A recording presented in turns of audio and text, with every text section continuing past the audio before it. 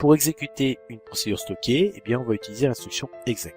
Cette instruction exec permet également d'exécuter ce qu'on appelle du SQL dynamique. On va regarder ces éléments-là. Qu'est-ce que ça veut dire? Ça veut dire du SQL qu'on ne va pas saisir sous forme de script, mais peut-être qu'on va générer en cumulant différents éléments.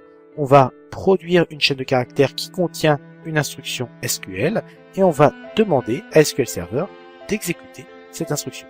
On a l'exemple ici, l'instruction exec accepte en paramètre une chaîne de caractères et cette chaîne de caractères correspond à une instruction qui permet de créer une table qui se nomme test. Il est bien évident que l'interpréteur de commande SQL qui est situé au niveau de Management Studio ne va pas pouvoir vérifier ces instructions. D'accord ? En fait, c'est l'instruction exec qui va être exécutée sur le serveur de base de données et c'est cette instruction exec qui va tenter d'exécuter cette création de table.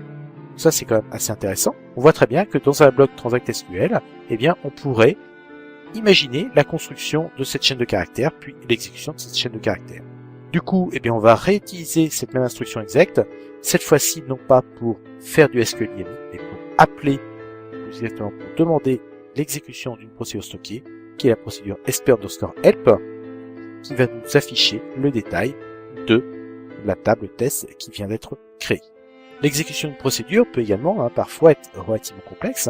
Alors la procédure SPHelp, c'est une exécution très simple, puisque quand on l'exécute, nous renvoie un tableau de valeurs qui s'affiche, puisqu'on souhaite visualiser ce résultat-là. Mais on peut imaginer des procédures qui vont renvoyer directement un ensemble de valeurs, donc des procédures pour lesquelles il existe une requête select, et l'appel à cette procédure stockée permet l'exécution de cette requête select. C'est le cas pour la procédure npcommand, qui accepte en paramètre un numéro de client, et puis qui va en fait renvoyer les informations qui proviennent de la requête select présente dans cette procédure stockée.